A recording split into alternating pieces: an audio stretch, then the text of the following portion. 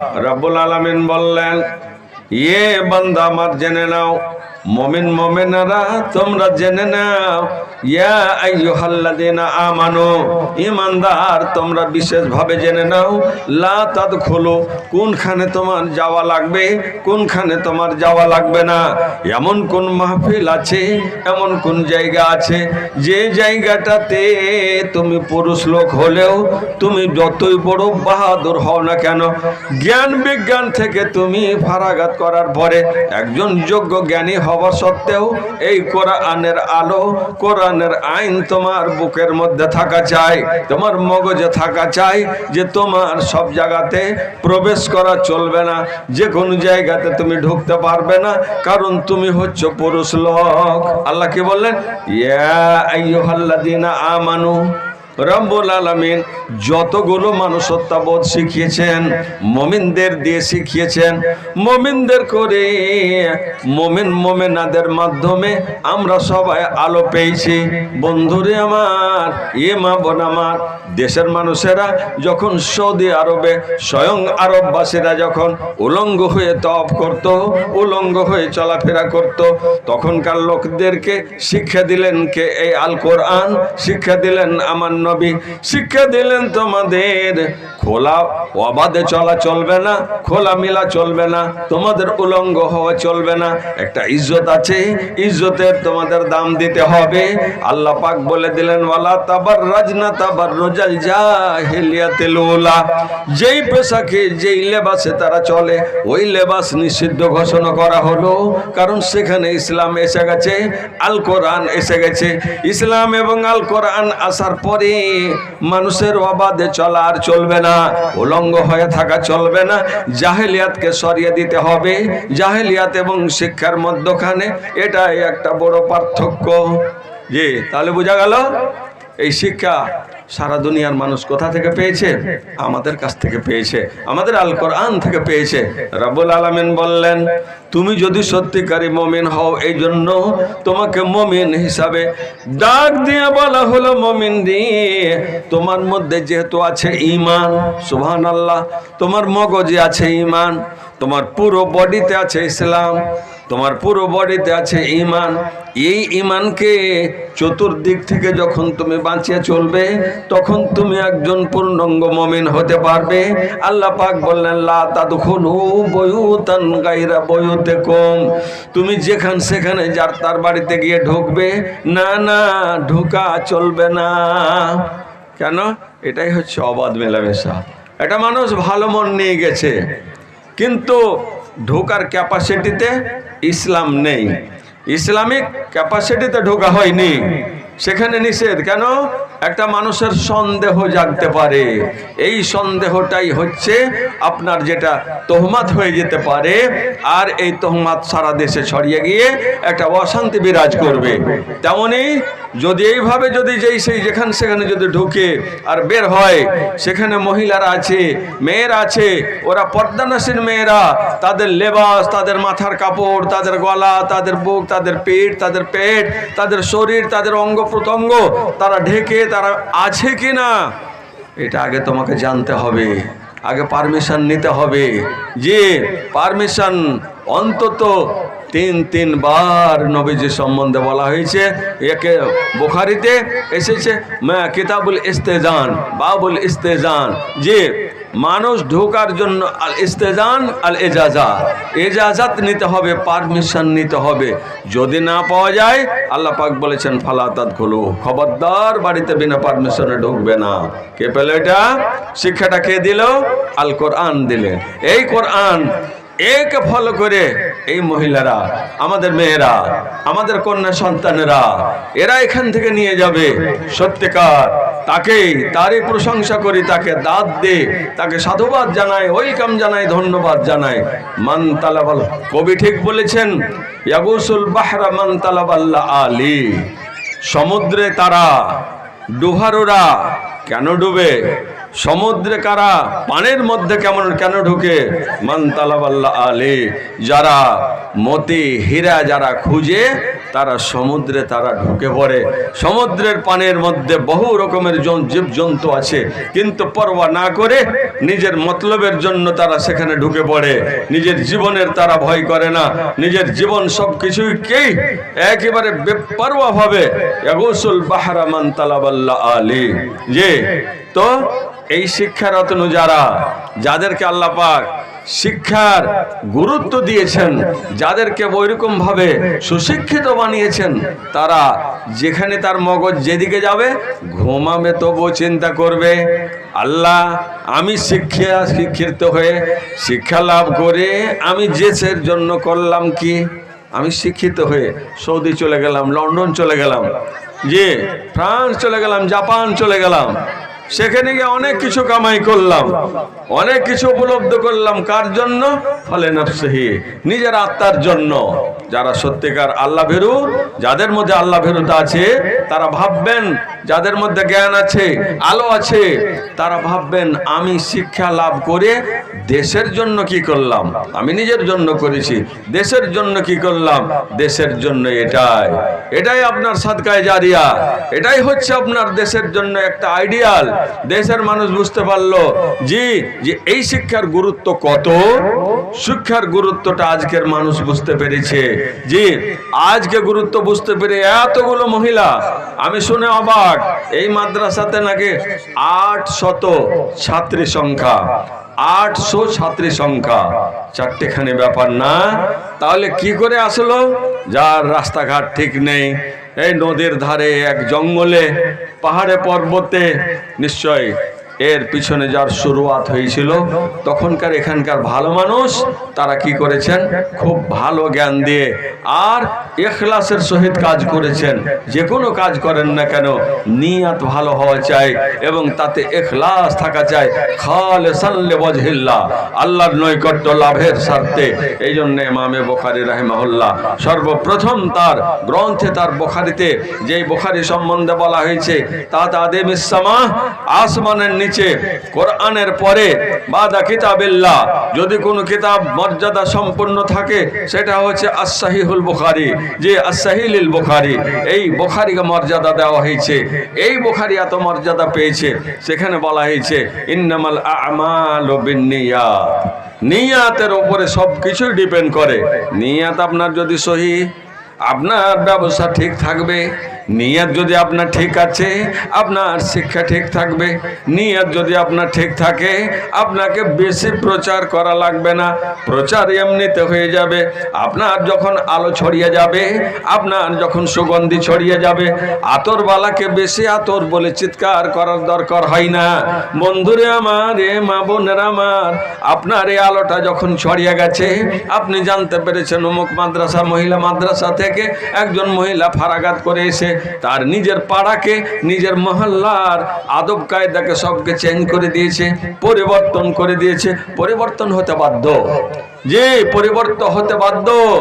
কুসংস্কার ছড়িয়ে আছে, অনেক রকমের বিদআত খুরাফাত হচ্ছে, ওই সমস্তকে ঘরে ঢুকে প্র্যাকটিক্যাল করে এই মেয়েরা আমাদের গিয়ে ওই সমস্ত কুসংস্কারকে দূর করবে, ইনশাআল্লাহ দূর করবে। ভাইজান আমার, তাহলে আমরা বুঝতে পারলাম আল্লাহ পাক বললেন লা তাদখুলু বুয়ুতান গায়রা বুয়ুতিকুম, যেটা তোমার ঘর নয়, যেটা তোমার বাড়ি নয়, ওই বাড়িতে তুমি প্রবেশ করবে না হাত্তা তাস্তানিসু ওয়া তুসাল্লিমু আলা আহলিহা। যে আজ আপনি মানুষ করেছেন, কলেজে দিয়েছেন, ইঞ্জিনিয়ারিং কলেজে দিয়েছেন, ইংলিশ মিডিয়ামে দিয়েছেন, পার্থক্যটা আপনাকে বলি, ওখান থেকে দেওয়ার পর আপনার সন্তানের কাছে আপনাকে সালামের আশা করতে হবে না।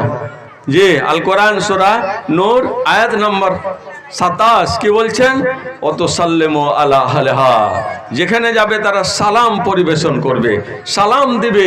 এই সালাম অন্য কোনো জায়গা থেকে এই শিক্ষাটা, এই আয়াতের ব্যাখ্যাটা যদি আপনাকে নিতে হয়, একজন মহিলার মধ্যে যদি প্র্যাকটিক্যাল দিয়ে যদি ঢোকাতে হয়, তাহলে আপনাকে মাদ্রাসায় আসতে হবে। দেখবেন এরা মোবাইলে হ্যালো না বলে এরা সালাম বলবে, আসসালামু আলাইকুম বলবে। যে অবশ্যই বলবে। এই যে আপনি একটা মানসান্না সুন্নাতান হাসানা, একটা সুন্দর তরিকা চালু করলেন, সুন্দর নিয়ম চালু করলেন, এর সমস্ত নেকি এই বালুয়া নিবাসী আপনারা অধিকারী। আনসারি মদিনার আনসারীরা সমস্ত রকমের অধিকার পেয়েছেন। আল্লাহর নবী মক্কা থেকে এসে মদিনার লোকেরা আনসারীদের এমন ভালোবেসেছিলেন, বলছে যদি এক রাস্তা দিয়ে যায় মুহাজিরিনেরা মক্কা নগরের লোকেরা, আর এক রাস্তা দিয়ে যদি যায়, কোনটা? মদিনার রাস্তা দিয়ে যদি যায় আনসারীরা, লাসালাকতু ওয়াদিয়াল আনসার, আল্লাহ রাসূল বললেন আমি চলি আনসারীদের রাস্তা। বন্ধু আমার, এই মাদ্রাসাকে অত্র এলাকার লোকদের বলবো, অনুরোধ করব, একটু ভালো দৃষ্টিতে দেখবেন, ভালো নজরে দেখবেন, একবারে পূর্ণ অভিজ্ঞতার এবং ভালোবাসা দিয়ে দেখবেন।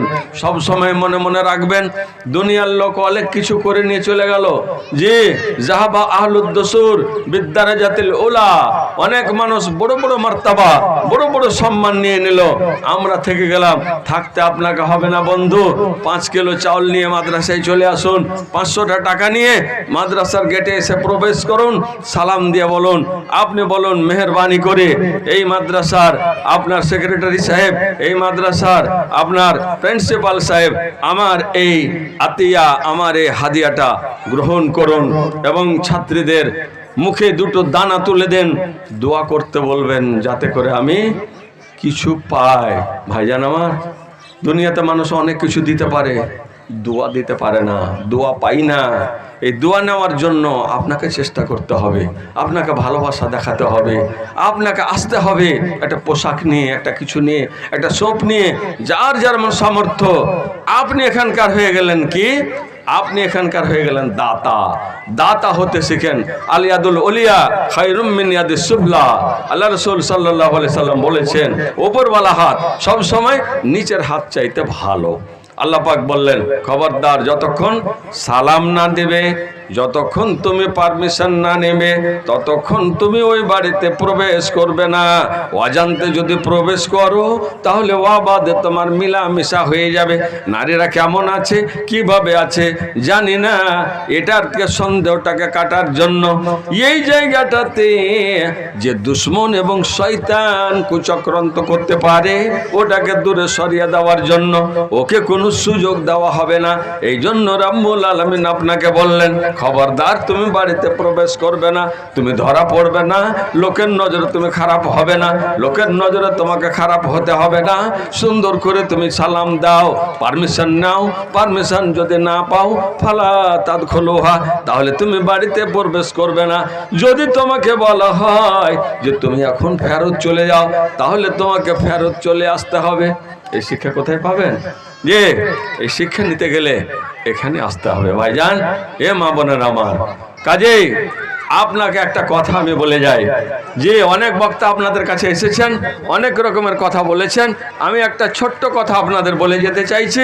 সেই কথাটা হচ্ছে কি, এত সুন্দর করে আমাদের এই মেয়েরাকে শিক্ষা দেওয়ার পর যেই সেই মনে দুঃখ নেবেন না, কোনো রকমের অশিক্ষিত, কোনো রকমের পাগলের হাতে এত সুন্দর ফুল, এত সুন্দর সুগন্ধে পূর্ণ ফুল যার তার হাতে তুলে দেবেন না।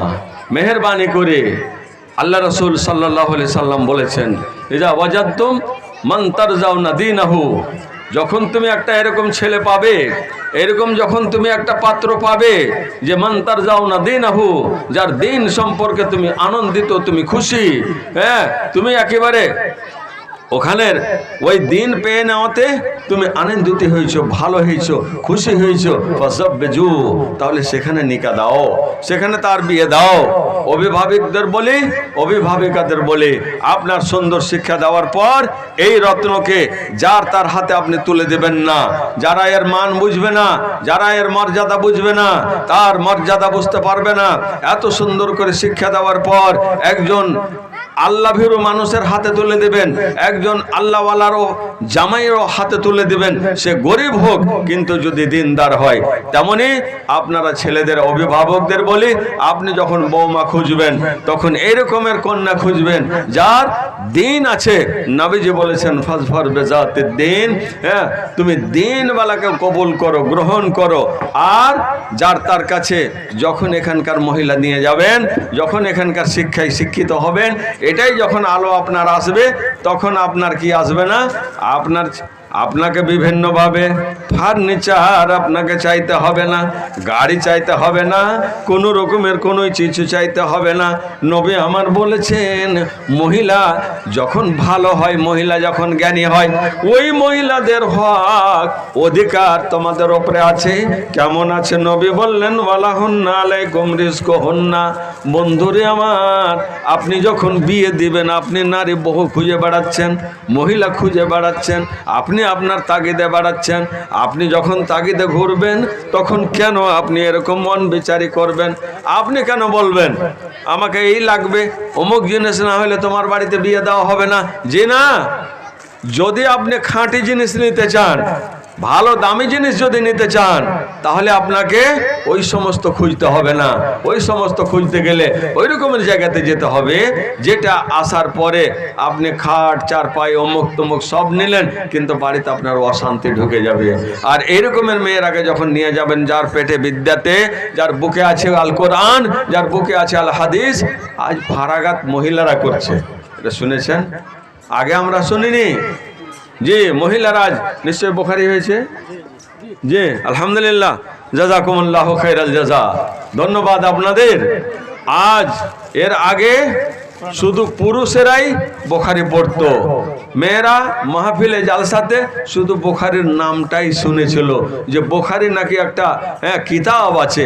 আজ বুখারীর দার্স দেবে মেয়েরা আপনার ঘরে, আপনার গ্রামে, আপনার মহল্লাতে, আপনার মসজিদে মহিলাদের দিয়ে দিবেন, পাঠিয়ে দিবেন, দিন ধার্য করে দিবেন, বলে দিবেন ওই বাড়িতে গিয়ে ওই মহিলা, এখানকার ফারেগি মহিলা, জি ফারেগা মহিলা গিয়ে আপনার বাড়িতে দিন প্রচার করবে, আপনাকে বুখারী খুলে দেখাবে। বুখারী এইটা, এই হাদিসটা আমি আমার ওস্তাদ মহতারমের কাছে পড়েছি, তার ব্যাখ্যা এটা। কি বললেন?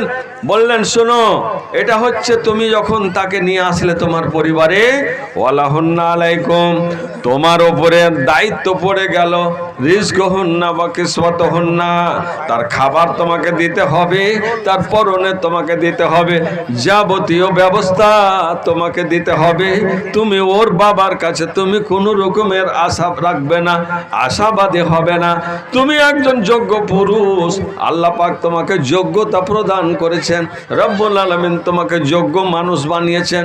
একজন পুরুষ মানে একজন মহিলাকে নিয়ে অপরের বাড়ি থেকে তুলে নিয়ে এসে সুন্দর করে ইসলামিক ঢাঁচাতে, ইসলামিক নিয়ম নীতির মধ্য দিয়ে ওই মেয়েটাকে তুলে নিয়ে এসে নিজের ঘর সংসার করবে। এত বড় ক্ষমতা পাওয়ার পর তুমি নিজে জীবনে নিজে কোনোদিন কাপুরুষে প্রকাশ করবে না। কি বলবে না? একটা গাড়ি লাগতো, আপনার মেয়েকে যে আপনার বাড়ি থেকে নিয়ে যাব, আমরাও বলি গাড়িটা দিতে হবে। আরে দিতে হবে, আপনি দেন আলহামদুলিল্লাহ, কিন্তু উনি কেন আশা করে বসে আছেন মেয়েটাকে যে আমার বউটাকে যে নিয়ে আসবে, আমার মেয়েটাকে যে নিয়ে আসবে আর নিয়ে যাবে, তো কিছু করে নিয়ে যাবে? তো ওর ক্ষমতা না আছে তো বিয়ে করতে কেন এসেছে? এত দামি মহিলাকে বিয়ে করবে মেয়েকে, আর গাড়িতে কিছু করে নিয়ে যাবে, এটা ওর ঢং নেই। এটা তাকেই লাগবে, জোগাড় তাকেই লাগবে।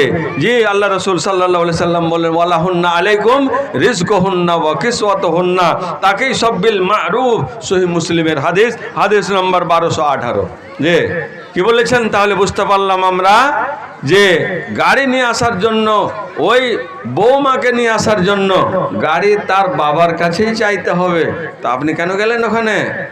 এবারে আপনার শ্বশুর আপনাকে ঢেলে সাজিয়ে দেবে, কোনো যাই আসে না, আপনি করেন আলহামদুলিল্লাহ, কিন্তু দাবি করে বসবেন, খবরদার জীবনে এটা করবেন না। এখানে আপনার কাপুরুষি প্রকাশ পাবে। আল্লাহর উপরে ভরসা করে বিয়ে করুন, দোয়া দেন, দোয়া নেন, আর আল্লাহ পাক যাতে সন্তুষ্ট, রাজি খুশি, আপনি খুশি থাকবেন, আপনার ঘরে সুখ আসবে, আপনার ঘরে শান্তি আসবে, অশান্তি চলে যাবে। একজন দিনদার মহিলা আসার পর আপনার ঘরে প্রবেশ করার সাথে সাথে ইনশাআল্লাহ বিসমিল্লাহ সালাম দিয়ে ঢুকবে, সেই দিন থেকে আপনার ঘরে শুরু হলো বরকত। বরকতে আঢালা বরকত আসবে, আপনাকে ভাবতে হবে না। গাড়ি এমনি আপনার গলিতে এসে গেটে এসে গাড়ি 4 চাকা দাঁড়িয়ে থাকবে, আপনি 2 চাকা চাইবেন না, ছোট করে নয়। আল্লাহ পাকের রাসূল বলেছেন, আল্লাহ পাক বলেছেন যে তোমরা যখন আল্লাহর কাছে যখন জান্নাত চাইবে, ছোট করে চাইও না যে আল্লাহ কোন রকম ওই সর্বনিম্ন জান্নাতটা তুমি দাও না। ফাসআলুহুল জান্নাতাল ফেরদাউস, জান্নাতুল ফেরদাউস আল্লাহর কাছে চাও, বড়টা চাও। সব দিন আপনি চাইবেন, হে আল্লাহ আমার মেয়ে আজকে মানুষ করলাম, আজকে বাড়িতে যেতে দোয়া করবেন, ইয়ে রব্বুল আলামিন আমার মেয়েটাকে আমি মানুষ করলাম। আসাতেজা কেরামকে বলবো আপনারাও দোয়া দিবেন, রব্বুল আলামিন যাদেরকে এত বড় বিদ্যা দিয়ে তাদের পেটে ভরে, তাদের বুকে ভরে দিয়ে আমরা পাঠিয়ে দিলাম, মগজে ভরে দিয়ে, রব্বুল আলামিন তুমি এদের সম্মানিত করিও। আল্লাহ এমন পুরুষের হাতে যেন না পড়ে যে পুরুষ তার সম্মান জোগাতে পারবে না, তার মান দিতে পারবে না, তার ইজ্জত দিতে পারবে না, ইজ্জত রক্ষা করতে পারবে না, এরকমের ঘরে তুমি এই মেয়েদের দিও না। রব্বুল আলামিন যেই ঘরের যেই পুরুষেরা, যেই বাবারা, যে মায়েরা এই মেয়েদেরকে লেখাপড়ার জন্য দিয়েছেন, আল্লাহ তাদের ঘরে তুমি শান্তি দাও, তাদের ঘরে অগণিত বরকত দাও, আল্লাহ তাদের তুমি মানুষত্ব বোধ দাও। এই বন্ধু আমার, তাহলে জেনে নেন যার তার হাতে আপনি তুলে দেবেন না, ধৈর্য ধরবেন, আর ভালো পেয়ে গেলে দেরি করবেন না ইনশাআল্লাহ।